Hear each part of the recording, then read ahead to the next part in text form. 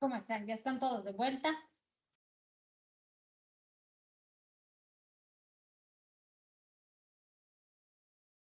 Muy bien, continuamos entonces. ¿Dónde están? A ver, vamos a dar unos minutitos para que ingresen el resto, por favor.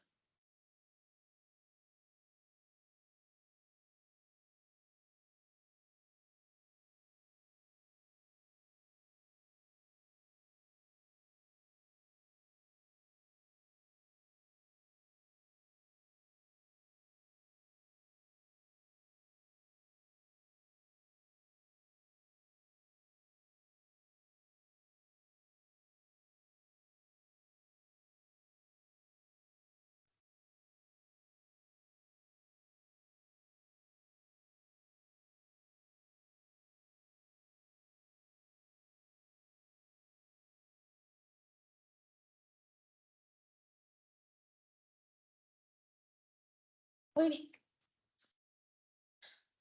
Estamos viendo que las estructuras, o sea, cualquiera sea la naturaleza, no solamente edificaciones, o sea, puentes, pavimentos, absolutamente cualquiera sea la naturaleza de la estructura, siempre va a estar sujeto a esfuerzos internos. ¿Y por qué?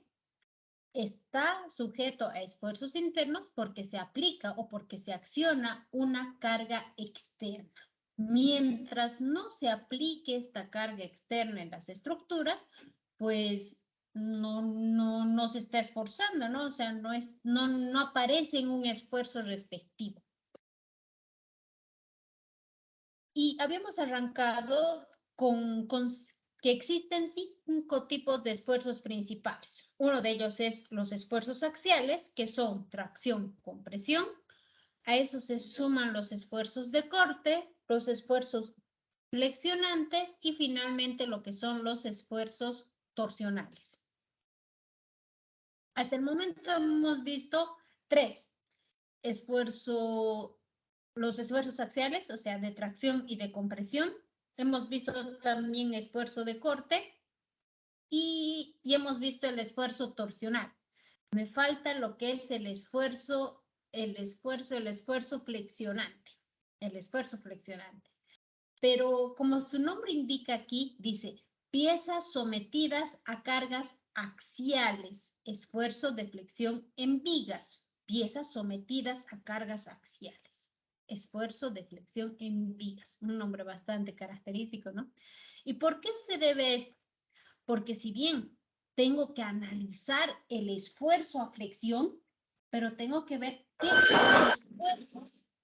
esfuerzos se generan dentro de la sección. ¿Qué esfuerzos se generan dentro de la flexión? Dentro de la sección. Entonces, ahora vamos a ver precisamente eso. Vamos a ver en qué sentido más nos conviene que trabaje una estructura de forma aperaltada o de forma plana. ¿Cómo puedo hacer este diagrama de este esfuerzo? ¿Cómo puedo hacer este diagrama y cómo puedo interpretarlo?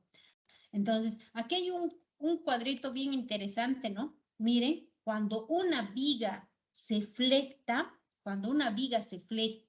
entonces las fibras, me imagino como si este elemento fuera un montón de barritas. Me imagino que este elemento está compuesto por varias barritas de diferente forma.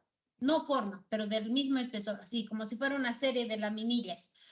Entonces, cuando esta sección empieza a flectarse, a doblarse, entonces yo puedo ver cómo en la parte inferior estas fibras están empezando a estirarse, hay una tracción. Entonces, en la parte inferior se estiran las fibras, pero en la parte media se mantiene horizontal o se mantiene plano, pero en la parte superior en la parte superior, las fibras se habían estado reduciendo. Y para eso, miren cómo se ha formado este trapezoide en la parte media. ¿Todo por qué? Porque se ha flexionado. Entonces, en la parte inferior hay un ligero estiramiento de las fibras y en la parte superior una pequeña contracción de las fibras. Veamos cómo se pueden interpretar estos puntos. Primero, dice, se analizará esfuerzos que se producen en las vigas. Las vigas son elementos estructurales que soportan cargas perpendicular a su eje longitudinal. Entonces, primer dato, una viga es un elemento estructural. Una viga había sido un elemento estructural que soporta cargas perpendiculares a su eje de longitud. Entonces, los ejercicios que nos vamos a plantear están enfocados principalmente a cargas perpendiculares a su línea de acción de la viga, no axial, dice, porque ahí ya tienen otro tipo de concepción. Las cargas que resisten pueden ser lineales, concentradas o puntuales. Entonces, las cargas pueden ser de de tres tipos de naturalezas, y esto deberíamos colocar. Pueden ser lineales, puntuales, pueden ser momentos externos. Vamos a colocar eso.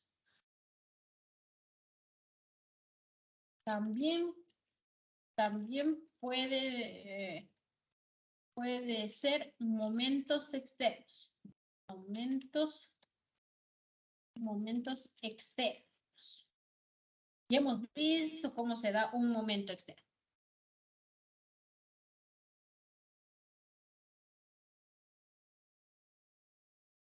Entonces, también pueden ser momentos externos. Las vigas son una estructura lineal resistente a la flexión. Las vigas son una estructura lineal resistente a la flexión, las cuales son sostenidas por una columna o pilar en los extremos. Las vigas son elementos estructurales que contienen dos dimensiones pequeñas, que serían las transversales, en comparación a la tercera, que es la longitud. Entonces, en síntesis, las vigas habían tenido dos secciones pequeñas frente a la longitud. Su principal esfuerzo que recibe una viga es la flexión. Aquí puedo ver lo siguiente. Tengo un pórtico, dice que una viga puede estar sostenida por pilares o columnas, entonces aquí yo tengo un pequeño pórtico, donde el pórtico está recibiendo una carga distribuida. Esta carga distribuida va a generar un esfuerzo en la viga. Entonces, la viga aparece flexionada. Si me fijo en la elástica de la viga, entonces yo veo la flexión de la viga. Esta curvatura. Pero ¿qué veo de particular? Veo que en la parte inferior se tiene una pequeña abertura en estos elementos. Miren. Entonces, aquí hay una pequeña abertura. ¿Por qué se da esta abertura? Porque si yo me grafico este elemento, voy a ver que se están flexionando. ¿Y dónde va a haber tracción? O sea, ¿dónde va a haber un estiramiento de las fibras? En la parte interna, en la parte media y en la cara inferior. Entonces, ahí hay una tracción respectiva. Pero en los apoyos pasa lo opuesto. Si yo tengo este pórtico, en los apoyos aparece un momento. Entonces, dibujémonos el momento para empezar. ¿Cómo sería más o menos su diagrama de esfuerzos de este pórtico? Me voy a enfocar en la viga, más o menos tendría estas características. Miren, donde hay un momento máximo, hay una abertura, una fisuración. ¿Por qué? Porque se está estirando. En la parte de los apoyos aparece un nuevo momento. Entonces, miren, se ha empezado a fisurar en la parte superior. ¿Por qué? Porque estas fibras son las que se están estirando debido a este momento. Entonces, ¿para qué me sirve ver este gráfico y ver estas características de cómo está el momento? Para determinar dónde yo tendría que colocar un refuerzo. A ver, si en esta zona hay un estiramiento, se están traccionando, ¿qué material ustedes podrían utilizar? Un material que pueda absorber muy bien lo que es tracción.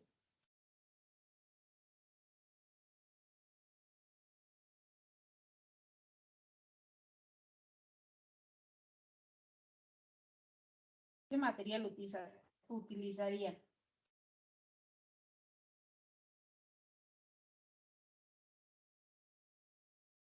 Atracción, a ver, ¿qué material se acomoda a atracción? El hormigón se acomodará a tracción, trabajará perfectamente a tracción.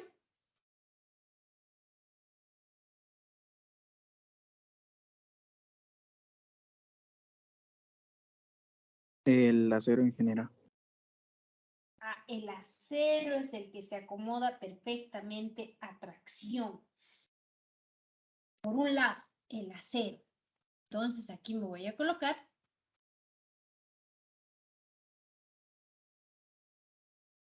¿Dónde está? Aquí. Para tracción, el acero. Entonces aquí colocamos tracción, el acero. Y para compresión, ¿qué colocaría? Para compresión. ¿Qué colocarían para compresión? ¿Qué material se acomoda bien a compresión?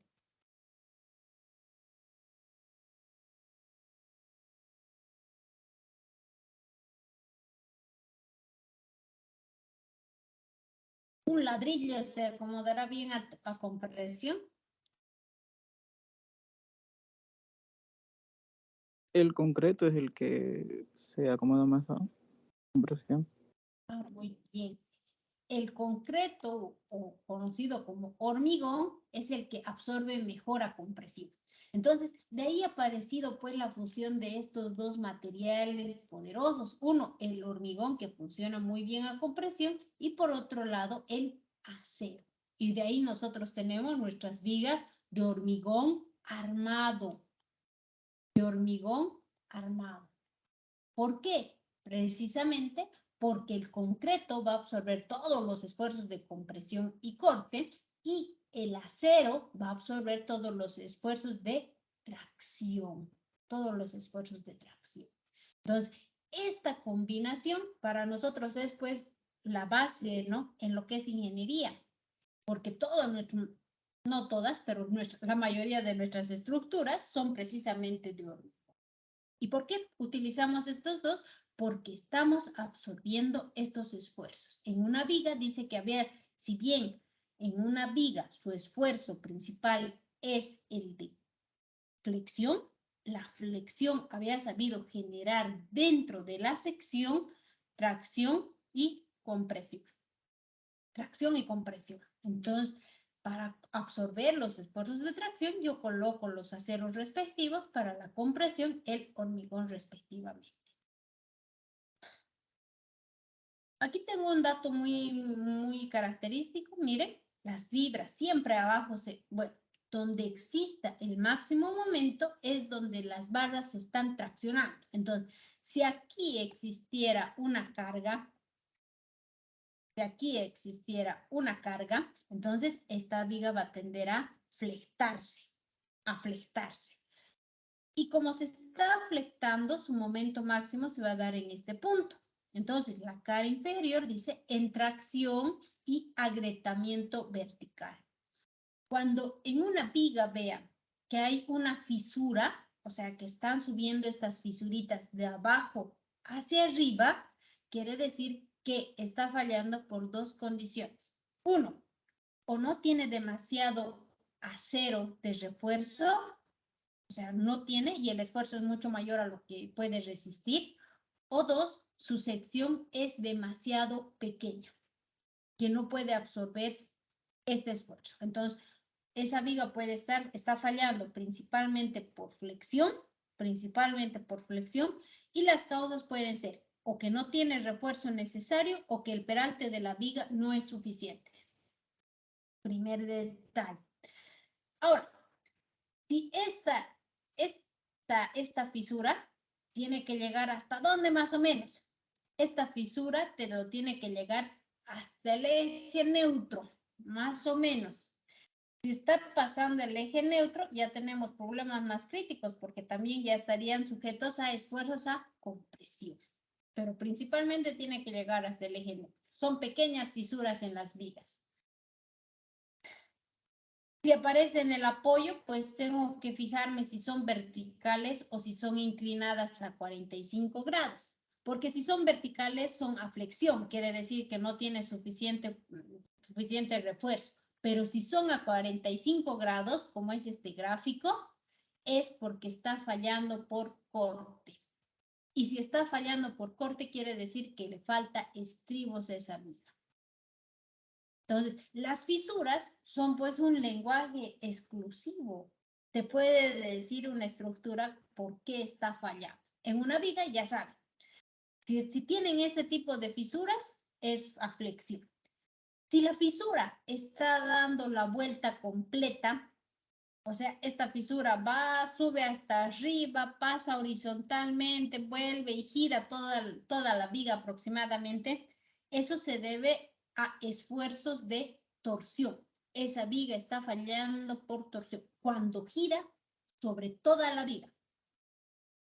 Entonces es como si hubieran trazado prácticamente una sección del elemento, ¿no? La fisura empieza a girar. Entonces ahí está fallando esa estructura por torsión. Y si falla también longitudinalmente, esa puede ser por adherencia, pero hay que tener un poquito más de cuidado. Hay que ver exactamente si es por adherencia o cuál sería su otra condición. Eso en cuanto a tipo de fallas de la estructura. Cuando vayan a una obra, se van a fijar cómo están las vigas. Muchas fallan a flexión porque no colocan el tamaño respectivo. ¿Qué más dice? Los esfuerzos de las aplicaciones de una carga, los esfuerzos de la aplicación de una carga son, o sea, en una viga aparecen dos condiciones.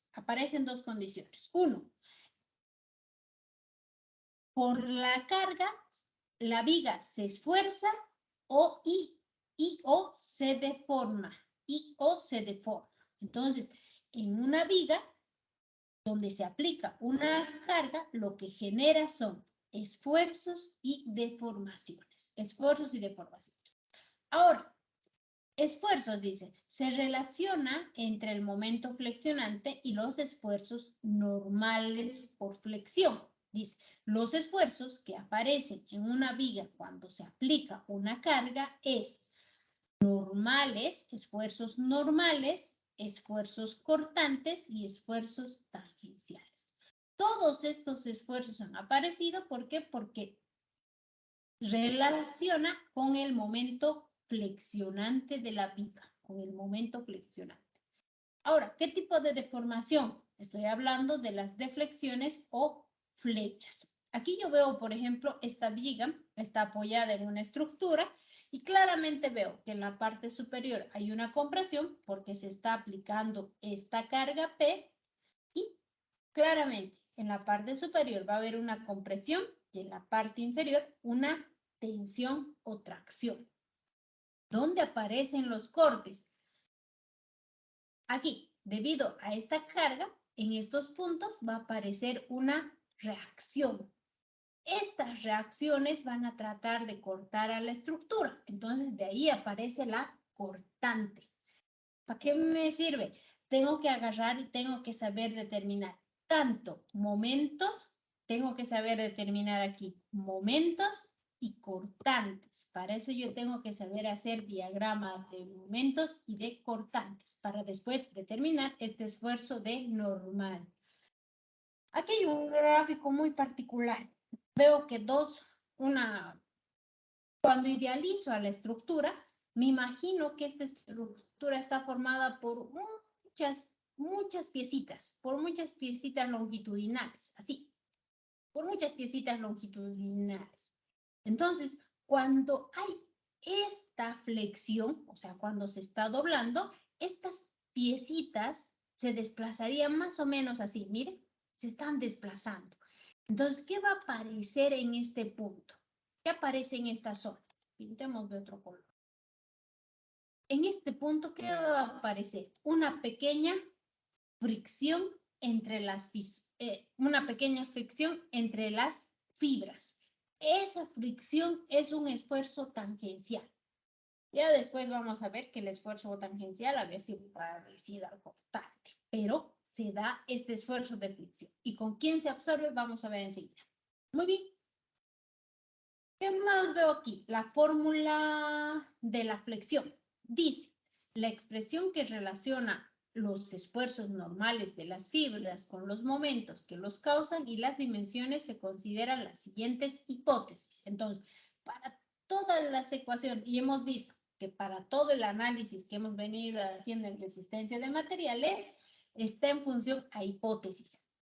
Primera dice, las secciones transversales originalmente planas y normales a las fibras longitudinales de la viga se supone que van a rotar las secciones por la acción de las cargas. Las secciones se mantienen planas, igual que en los otros casos. Entonces, por mucho que roten, por mucho que flexionen, las secciones van a seguir siendo planas.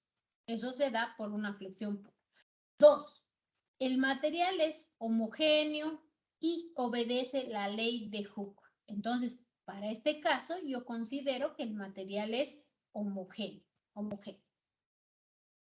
3. Las vigas tienen el eje rectilíneo. Las vigas tienen el eje rectilíneo y de sección constante. Entonces, aquí yo no veo vigas acarteladas. Veo netamente vigas de sección constante. 4. Las cargas son perpendicular a la línea de acción de la viga y están contenidas en uno de los planos principales. Un plano principal está formado por el eje longitudinal de la viga y uno de los ejes principales de la inercia de su sección transversal. Entonces, para empezar, la viga, aquí yo tengo mi viga,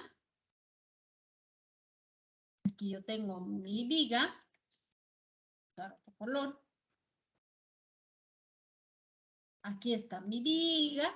Dice que principalmente están sujetas a cargas perpendiculares a su línea de acción de la misma. Entonces, normalmente esta estructura dice que está analizando con cargas perpendiculares. Entonces, para hacer este análisis, esa consideración estoy tomando. Son 4 consideraciones. 1, que la estructura, si originalmente era plano, se va a mantener plano después de la deformación. 2, que el material es homogéneo y se aplica la ley de Hooke. 3, que las vigas tienen un eje rectilíneo y de sección constante. 4, las cargas son perpendiculares a su eje longitudinal. Las cargas son perpendiculares a su eje longitudinal, ¿ya? Entonces, esos son los principales factores con los que voy a considerar. Pasamos. ¿Cuál es nuestra ecuación? Nuestra ecuación había sido eso. Lo que les decía antes. Cuando se hace este análisis, yo considero que mi viga está formada por varias láminas o por varias fibras de igual magnitud, de igual condición, de igual espesor, absolutamente todo igual. Entonces, me imagino que son así las vigas. Cuando se aplica esta carga distribuida, entonces estas se empiezan a flectar. Y miren cómo queda, una forma escalonada. Quiere decir que han sufrido un pequeño desplazamiento. Mientras más se aleje esta fibra inferior, mayor va a ser su acortamiento, pero cada vez va a estar más estirada sus barritas, ¿no? Debido a este análisis que hago, como si fueran fibras, miren, aparece entre fibra y fibra una pequeña fuerza horizontal. Esa se llama fuerza tangencial. Aquí ya estoy haciendo un análisis más extenso y aquí digo, el esfuerzo ya puede ser esfuerzo de tracción o de compresión, es igual al momento por C entre I, donde M, ¿qué es M? El momento flector. Esto quiere decir que tienes que sacar del diagrama. ¿Qué es C? C, o también conocido como I, es la distancia desde el eje neutro. Y la I es la inercia del elemento. Entonces, ¿a qué se refiere? Si yo tengo esta sección, Entonces, lo primero que tengo que determinar es el centro de gravedad. Lo primero que tengo que determinar es el centro de gravedad. Cuando tengo secciones tan regulares como esta, entonces el centro de gravedad, ¿dónde va a estar? Va a estar a la mitad de este elemento. A la mitad. Me trazo unas líneas y veo que su centro de gravedad va a dar a la mitad. Cuando tengo una sección irregular, entonces ahí hay que calcular el centro de gravedad y hay que definir la inercia respectiva. Entonces, ¿para qué determino este centro de gravedad? ¿Para qué hemos determinado este centro de gravedad? Este centro de gravedad he determinado porque esta primera altura, este y barra, es igual a C1. A C1. Y este de aquí arriba, o sea, será la altura total menos y barra, altura total menos y barra es igual a C2. A C2.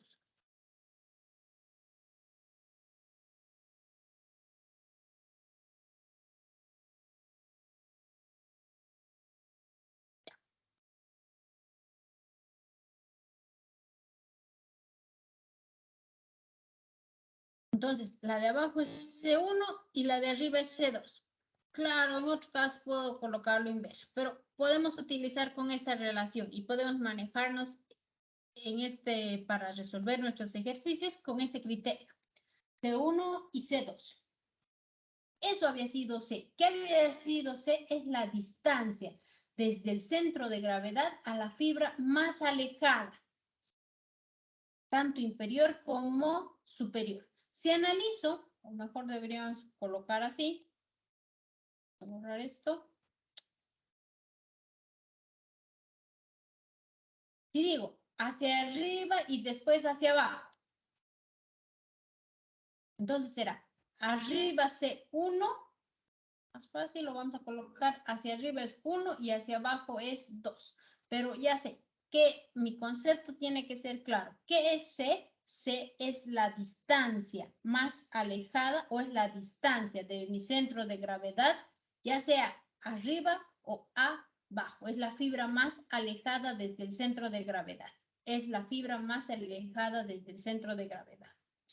Entonces, ¿qué tengo que saber para este análisis? Lo que tenemos que saber es saber calcular centros de gravedad, calcular inercias y calcular momentos. Sí o sí tienen que saber y tienen que practicar. ¿Qué me van a practicar? Hacer diagrama de momentos, calcular centros de gravedad y calcular inercias. Para secciones convencionales, ya saben, esto es facilito. Para un rectángulo, ¿cuánto es la inercia? Base por altura al cubo entre 12. Para secciones variables, por ejemplo, si aquí yo tuviera una T, tengo que utilizar lo que es Steiner.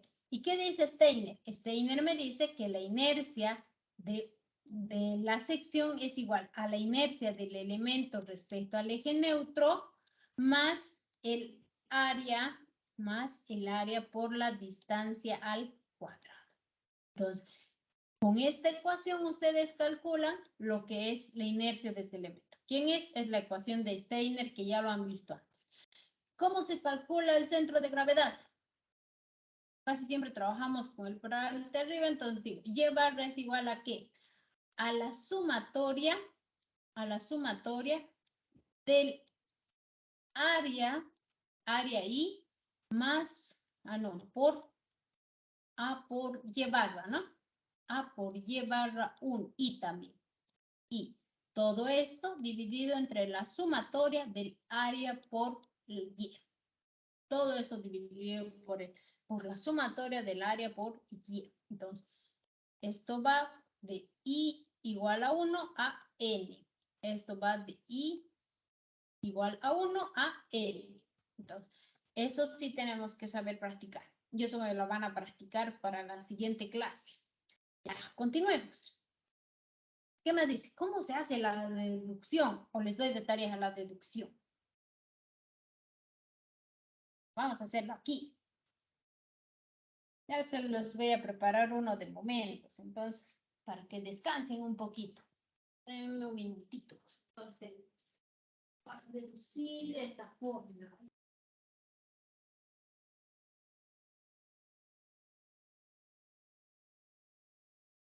Se deduce esta fórmula.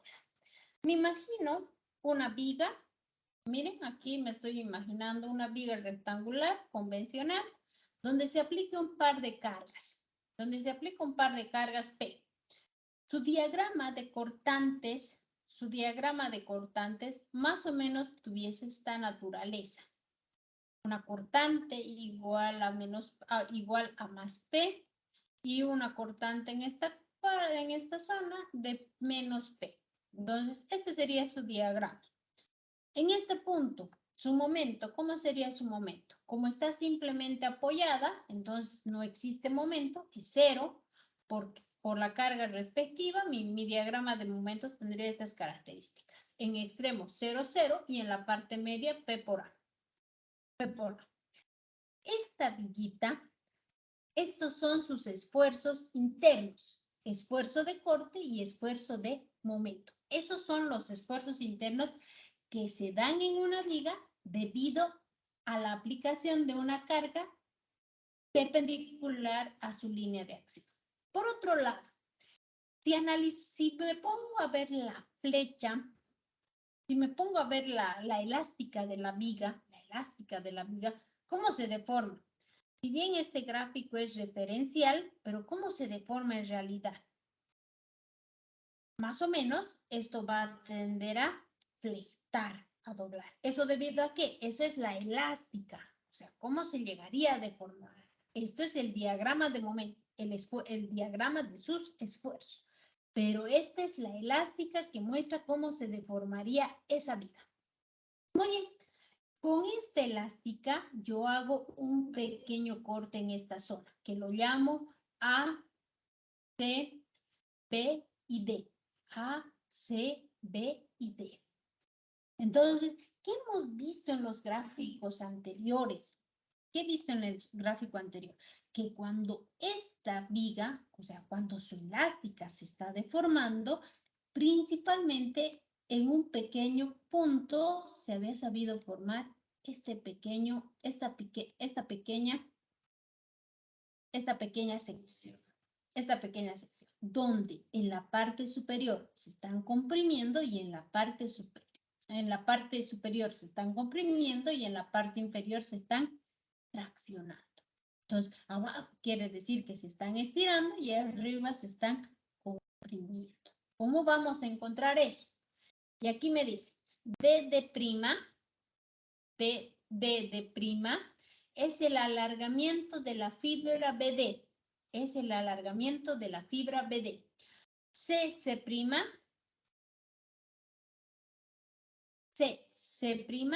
es el acortamiento de la fibra. Es el acortamiento de la fibra AC. Esta línea representa a la superficie neutra que no está siendo esforzada. Entonces, esta línea había sido su eje neutro. ¿Por qué determino el centro de gravedad? Porque estoy determinando dónde estaría su eje neutro. ¿Y por qué tiene ese nombre de eje neutro? Precisamente porque es un punto de inflexión donde no existe esfuerzos. Ni se acorta, ni se estira. Es un punto neutro. Pero sí es un punto de inflexión. ¿Por qué? Porque el esfuerzo cambia de este punto, de esta zona que había estado siendo traccionada, o sea que esta zona de aquí abajo inferior se está traccionando y la parte superior se comprime. ¿Cuándo cambia de zonas? ¿Cuándo cambia? Precisamente cuando sobrepasa esta línea de acción, cuando sobrepasa este eje. Cuando sobrepasa eso, entonces esta estructura está empezando a comprimirse. ¿Qué es Rho? Es el radio de curvatura de la fibra, ¿no? O sea, de la elástica que tendría. Es el radio de curvatura de la elástica. Muy bien.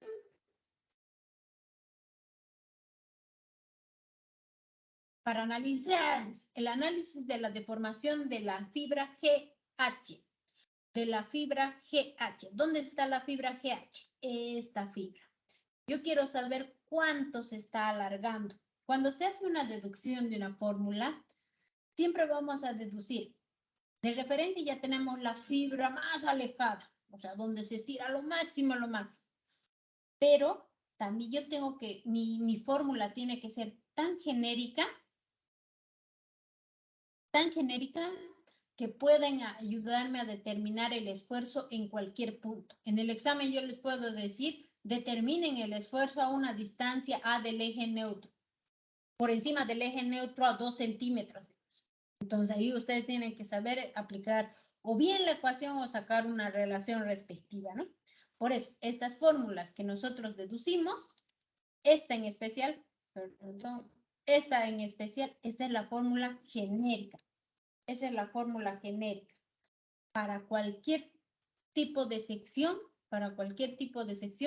donde y para cualquier profundidad de esfuerzo, ya sea lo más alejado o lo más próximo al eje neutro.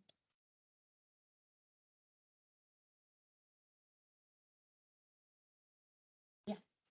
Dice, HI, ¿dónde está HI?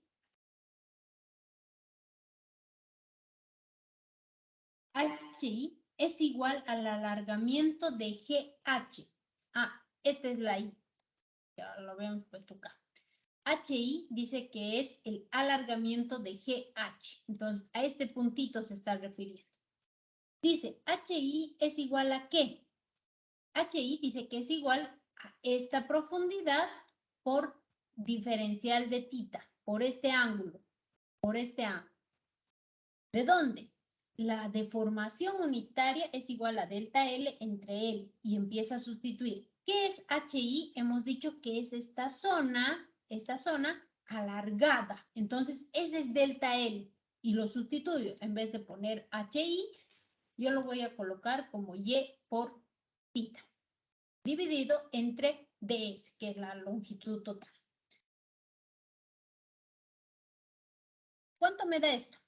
Empiezo a calcular y encuentro, ¿no? Que la deformación es igual a Y entre ρ. Creo que aquí se me ha sobrepuesto algo.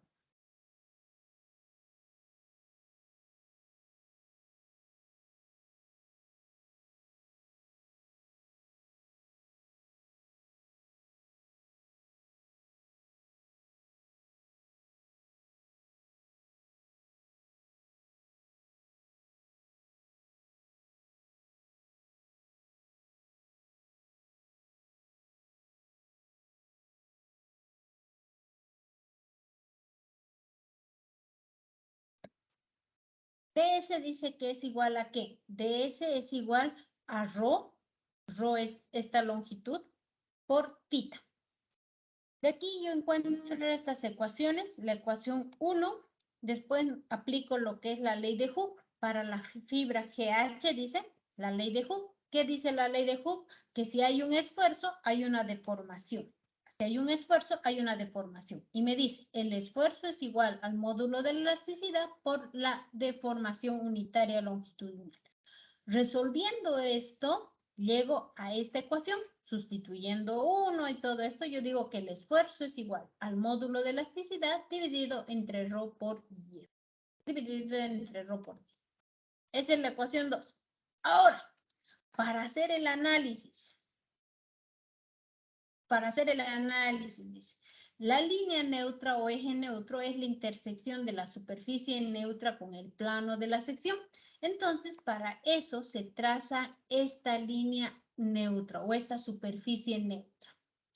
¿Qué es la superficie neutra? Es un punto donde se mantiene el equilibrio, donde no se tiene ningún esfuerzo. Es un punto neutro, una zona neutra, en este caso una zona neutra. Para eso me grafico estos par de momentos y empiezo a resolver. Hago una sumatoria de fuerzas horizontales. Miren, he sacado un diferencial en cualquier punto. Se saca un diferencial de área en cualquier punto, a una distancia Y. En este caso lo he puesto a una distancia Y. ¿Cómo hemos analizado este ejercicio? Primero analizado en una forma, en esta posición,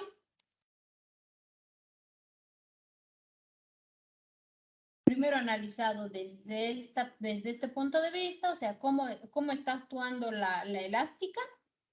Y ahora, en este otro gráfico, estoy analizando la estructura transversalmente en función a la sección que tiene. Digo, sumatorio de fuerzas en Y es igual a C. Sí. Sí. Sumatorio es igual a C. Si la fuerza, si el diferencial de fuerza, si el diferencial, aquí yo veo que aquí aparece un esfuerzo normal. Aquí aparece un esfuerzo normal. Y para eso decimos lo siguiente. El diferencial de fuerza es igual a ¿qué? Es igual al esfuerzo normal por el diferencial de área. Al esfuerzo normal por el diferencial de área. Entonces, esto es igual al diferencial de fuerza. Eso es igual al diferencial de fuerza. ¿Qué más puedo decir? Esta fuerza total infinitesimal, por si acaso, que actúa en el elemento diferencial del área, es igual a ¿qué? Es igual a la integral. Entonces, si hago la sumatoria de fuerzas, yo puedo decir la sumatoria de fuerzas es igual al diferencial de fuerzas, a la integral del diferencial de fuerzas.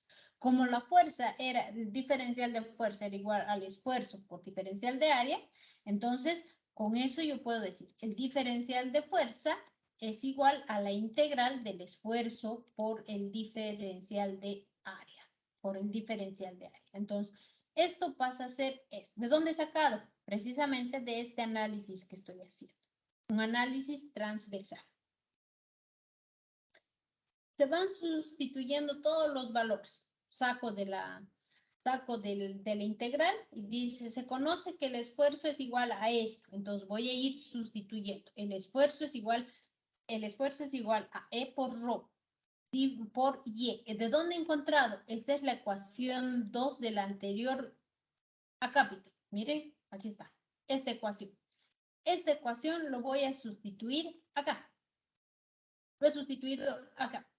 En vez de colocar esfuerzo, coloco esta ecuación y llego a tener este dato, donde veo que E entre ρ por Y por diferencial de área es igual a 0. Pero sacando los valores constantes, me queda este dato que dice Y por diferencial de área. ¿Y qué es Y por diferencial de área? Y por diferencial de área representa ¿a qué? Representa al momento estático. Representa al momento estático. Representa al momento estático. En el análisis determinamos que como para cumplir la igualdad se debe tener Y igual a 0. Esto implica que la superficie neutra debe pasar por los centroides de la sección de la viga. Primer punto. Pero aquí yo ya tengo varios datos. Uno, que Y por dA es igual al momento estático. Y ahora sí, empiezo a hacer. Si hago una sumatoria de momentos, ¿respecto a quién? Al eje neutro. ¿Por qué respecto al eje neutro? Porque es el punto donde está en equilibrio y no hay esfuerzo. Por eso digo, sumatoria de momentos en el eje neutro es igual a 0. ¿De dónde? La fuerza, esta diferencial de fuerza que teníamos. Este diferencial de fuerza por su brazo es igual al momento que se genera, es igual al momento, al diferencial de momento. Sustituyendo todas estas ecuaciones, por ejemplo, el diferencial de fuerza, yo ya lo conozco, lo sustituyo a la ecuación que habíamos encontrado antes y llego a este resultado, que el momento entre la inercia es igual al módulo de elasticidad por ρ.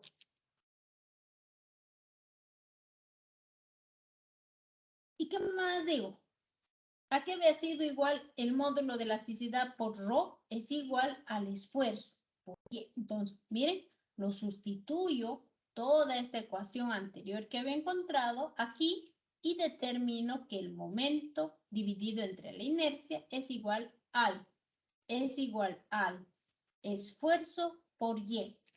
Y este esfuerzo por Y, como si lo despejo, yo tendría lo siguiente, que el esfuerzo es igual al momento por Y barra o por C dividido entre I. Esta ecuación, esta formita, ¿les hace recuerdo algo o no? Que hemos visto hace rato.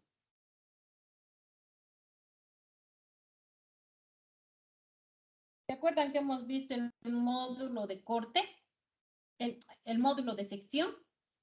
¿Y qué hemos dicho que era el módulo de la sección? Por ejemplo, en secciones circulares, aquí era igual el módulo de la sección. Era igual a la inercia. El módulo de la sección era inercia sobre el radio, ingeniera. Inercia sobre el radio. Ese era el módulo de la sección. Entonces, en esta ecuación también puedo aplicar ese principio. Y yo digo, el esfuerzo es igual al momento.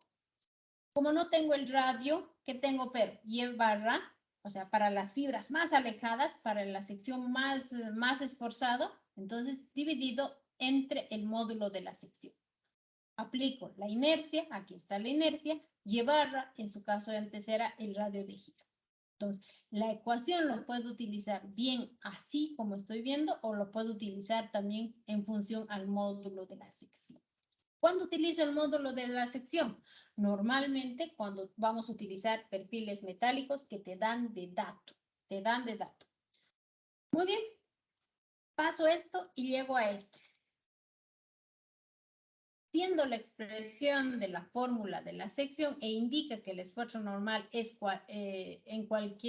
indica que el esfuerzo normal en cualquier fibra de su sección es transversal de la viga, es directamente proporcional a la distancia de su fibra del eje neutro. Miren, aquí está mi eje neutro. Si tengo que dibujar o graficar los esfuerzos, entonces, mientras más lejos está la fibra en análisis, mayor es el esfuerzo.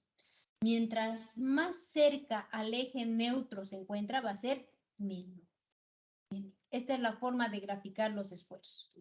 Ahora, ¿cómo cambiaba esta sección, no? Esta es una sección rectangular. En una sección rectangular, su eje neutro siempre va a estar a la mitad. Pero en una sección irregular, como es este caso, una viga T, entonces su eje neutro hay que encontrarlo y ubicar, porque a partir de ese punto, unas fibras se van a traccionar y otras se van a comprimir. Depende de dónde estoy haciendo el análisis. Pero este es el gráfico que tenemos que obtener ahora. ¿Qué más me dice en este punto? Dice, para obtener los esfuerzos máximos se puede utilizar haciendo uso de C, siendo las fibras más alejadas de la sección transversal. El cociente I entre C se lo conoce como el módulo de resistencia de sección o el módulo de sección. Por tanto, se puede expresar de la siguiente forma. El esfuerzo máximo es igual al momento entre W, donde W es el módulo de sección necesario para vigas respecto al eje neutro. Simplemente eso. Estas dos formulitas por el momento se las tienen que ir anotando donde en su formulario. La siguiente clase ya vamos a hacer ejercicios. Ya vamos a aplicar esta fórmula. Preguntas. Yo creo que con los ejercicios les van a aparecer dudas. Lo que sí les recomiendo, muchachos, lo que sí les recomiendo a toditos es de que vayan practicando ¿qué?